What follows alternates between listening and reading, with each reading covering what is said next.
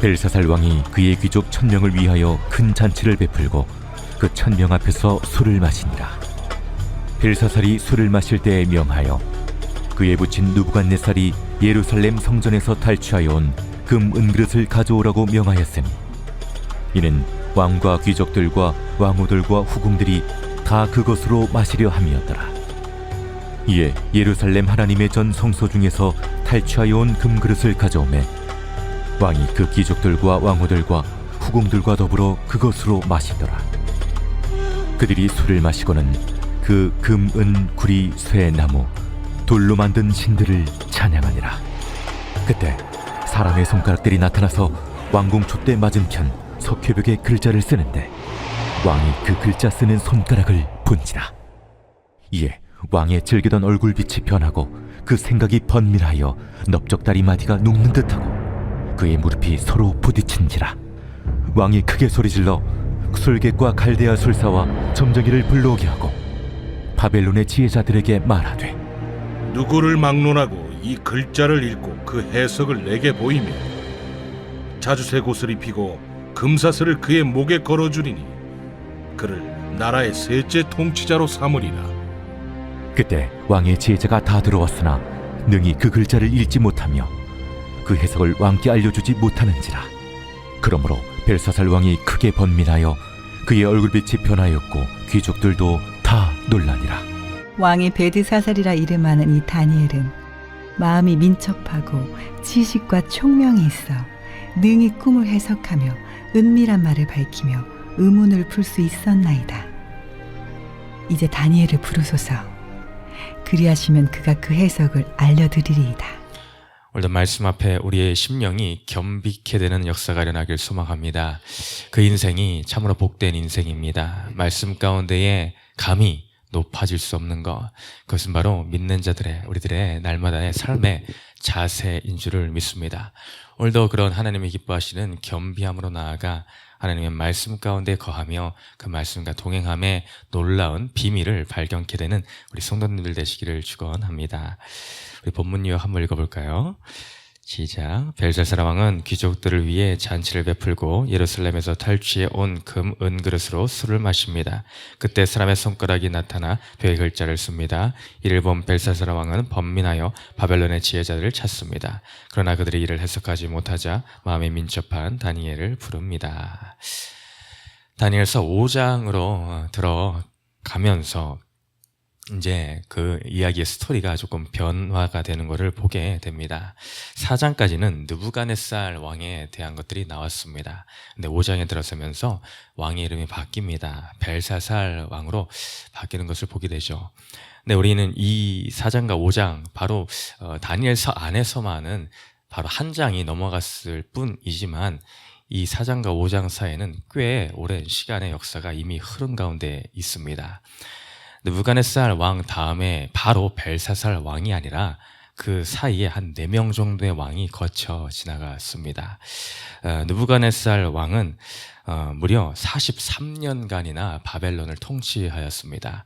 이 바벨론의 왕들 중에서 가장 오랜 기간을 통치하였던 왕이 느부갓네살 왕이며 가장 최고의 번성의 시기를 누렸던 것이 앞서 보았던 느부갓네살 왕입니다. 이 느부갓네살 왕은 초반에는 참으로 이 교만한 마음을 가지고 하나님이 다니엘 통하여 꿈을 해석하며 그 말씀을 증거했음에도 불구하고 겸비치 못함으로 그는 7대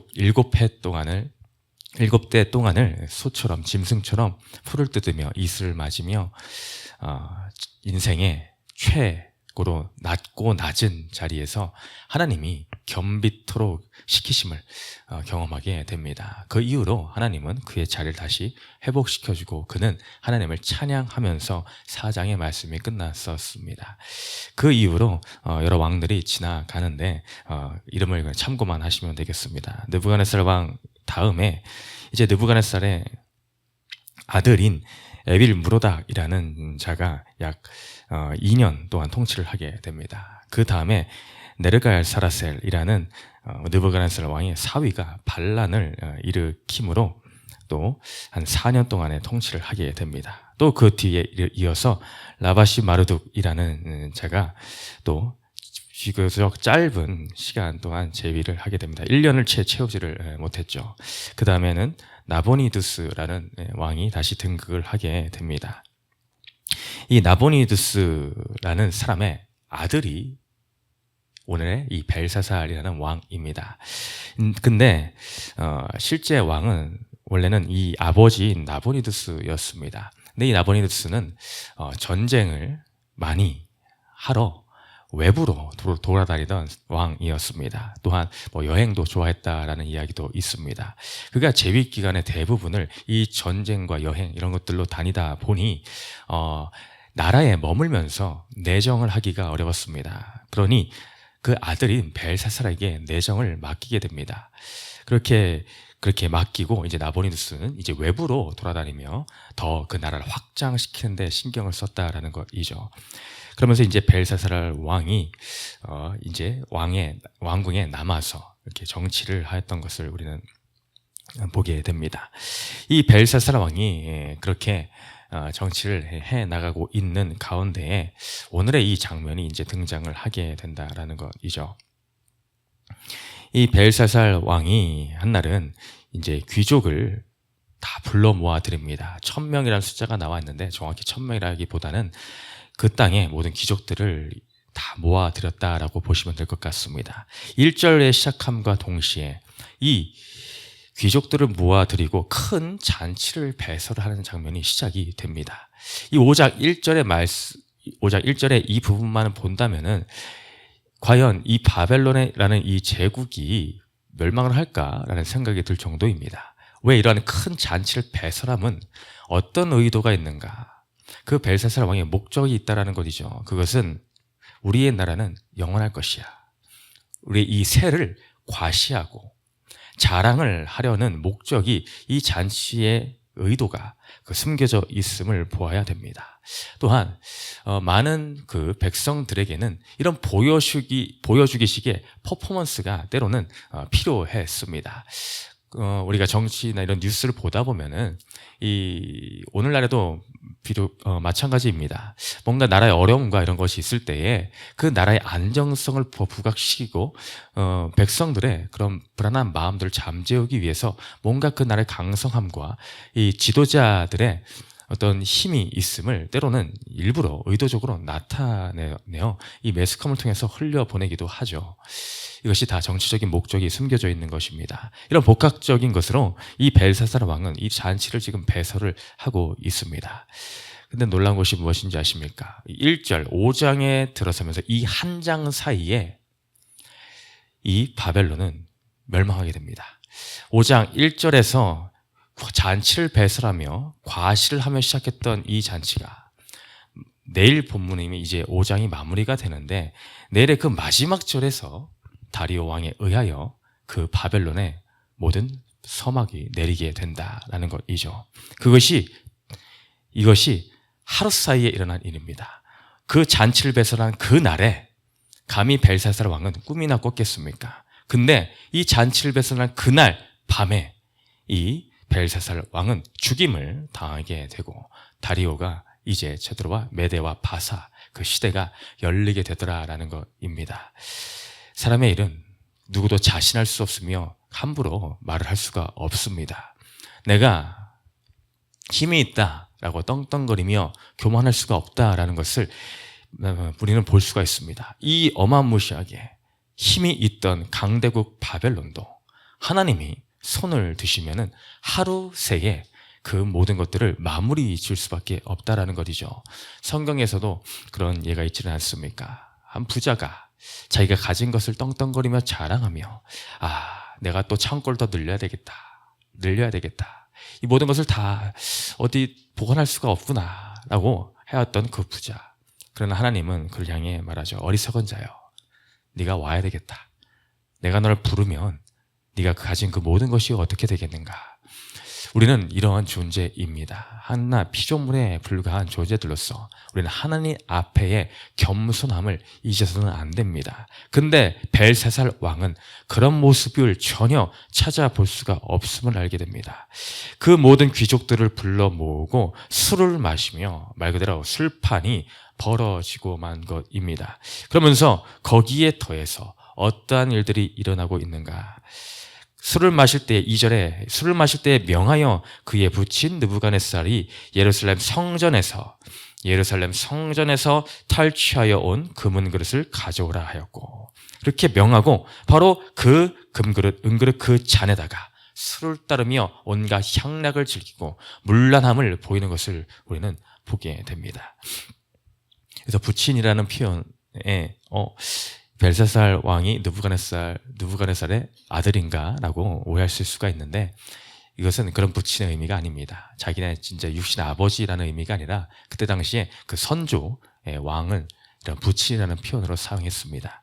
앞서 말씀드린 것처럼 벨사살 왕의 부친은 나보니두스입니다.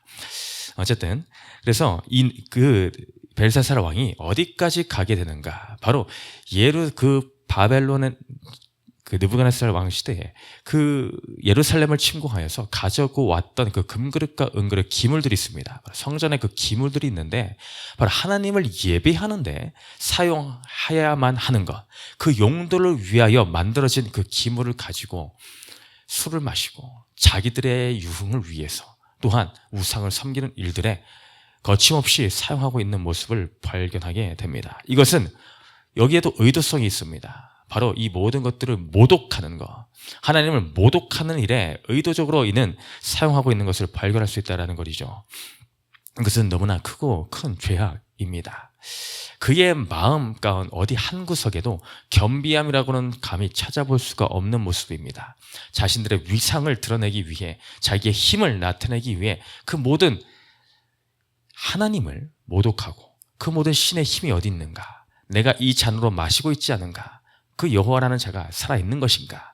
이런 모습이 우리는 이 벨사살 왕의 모습을 통하여서 발견할 수 있게 된다는 것이죠.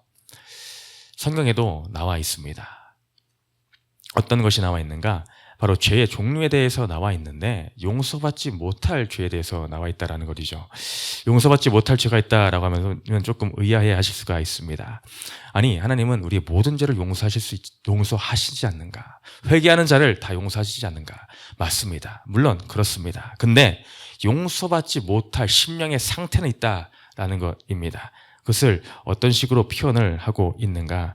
마태복음 12장 31절에 그러므로 내가 너희에게 이르노니 사람에 대한 모든 죄와 모독은 사하심을 얻되 성령을 모독하는 것은 사하심을 얻지 못하겠고, 성령을 모독하는 것은 사하심을 얻지 못한다라고 분명히 말씀하십니다. 이것이 바로 모든 죄를 사할 수 있지만은 그러나 사함 받을 수 없는 마음의 심령 상태를 일컬어 말하고 있는 것입니다. 그것은 바로 어떤 마음입니까? 바로 오늘 이 벨사살과 같은 마음입니다.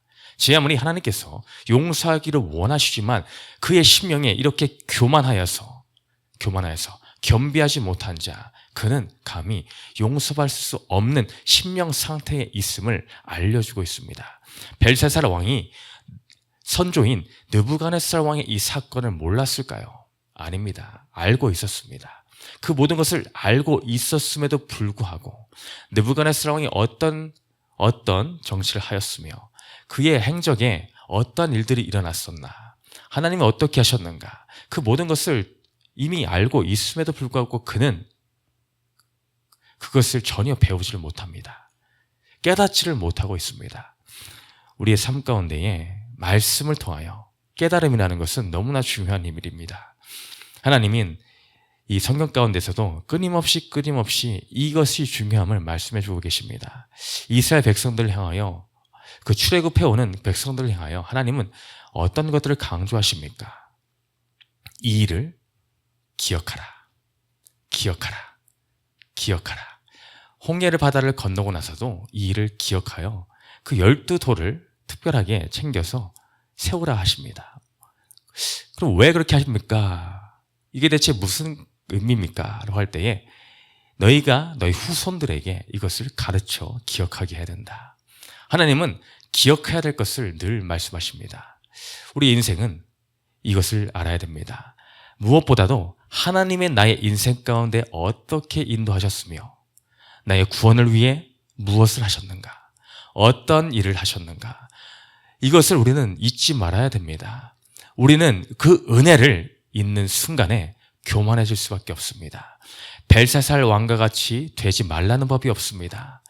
매 순간순간 모든 것이 당연한 것이 아닌 은혜다 라는 찬양처럼 정말 우리는 작은 것 하나를 기억해야 됩니다. 찬양 또 다른 찬송가에도 있지 않습니까? 받은 복을 세어보리라, 세워보아라. 그것은 다른 말로 하면은 기억하라는 것입니다. 잊지 말라는 것입니다. 오늘 벨사살 왕은 그 느부갓네살 왕, 그 선주의 그 선왕이 어떤 인생을 살았는가를 기억해야 됐어야 됩니다. 그가 결국에는 겸비하여 하나님을 찬양하며 돌아왔음을 기억했어야 됩니다. 근데 그는 그것이 전혀 없었습니다. 마음의 새김이 전혀 없었습니다. 그것이 없으니 또 그런 과오를 반복하고 만다라는 것이죠. 성경에는 말합니다. 잠언서 26장 11절에 개가 그 토한 것을 도로 먹는 것 같이 미련한 자는 그 미련한 것을 거듭 행하느니라. 성경에서 말하는 미련한 자는 그 개가 다시 토한 것을 먹듯이 하나님의 그 모든 말씀을 잊어버리고 다시 죄악의 길을 선택하여 똑같은 것을 반복하는 자를 향하여 미련하다라고 말합니다.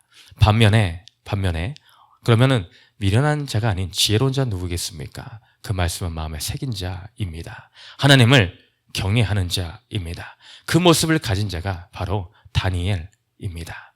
다니엘을 말하기를 오늘 읽은 말씀에 이 다니엘은 마음이 민첩하고 지식과 총명이 있다라고 하였습니다. 이때 당시 다니엘의 나이가 이미 80대입니다. 세월이 너무나 많이 흘러 이제 백발 노인이 되었습니다.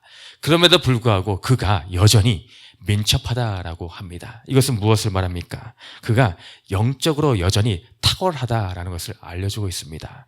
바로 하나님에게서 기원한 탁월한 영적인 능력이 여전히 있음을 알려주고 있습니다. 우리는 이런 자가 되어야 됩니다. 하나님의 영에 사로잡힌 자, 바로 겸손하고 겸비하여 하나님을 경외함으로 왕 앞에 나아가서도 거침없이 그 말을 전달하는 자. 우리가 이러한 모습이 되어서 정말로 오늘도 나에게 주시는 말씀이 무엇인가, 나에게 기억해야 될 그 말씀이 무엇인가, 그 앞에 겸비함으로 벨사살의 길을 떠나 다니엘과 같은 심령이 되시기를 주님의 이름으로 축원드립니다. 말씀을 기억하며 함께 기도합니다. 사랑과 은혜가 풍성하신 하나님 아버지, 우리는 무엇을 기억하는 자들입니까? 세상의 헛된 것들로만 머릿속에 가득하여 온갖 번민으로 가득한 인생을 살고 있지는 않습니까? 그 심령 가운데 말씀이 없는 인생은 이 벨사살같이 두려워 떨 수밖에 없습니다. 그러나 우리가 날마다 기억해야 될 것, 하나님의 날 향해 어떻게 역사하시며 어떠한 분인가라는 것, 말씀이 날마다 우리의 심령에 남아 오늘도 나를 이끌어가는 말씀이 무엇인지를 기억하며 마음에 새겨 그 말씀에 순종하는 삶이 되게 하여 주시옵소서. 감사드리며 예수님의 이름으로 기도드렸습니다.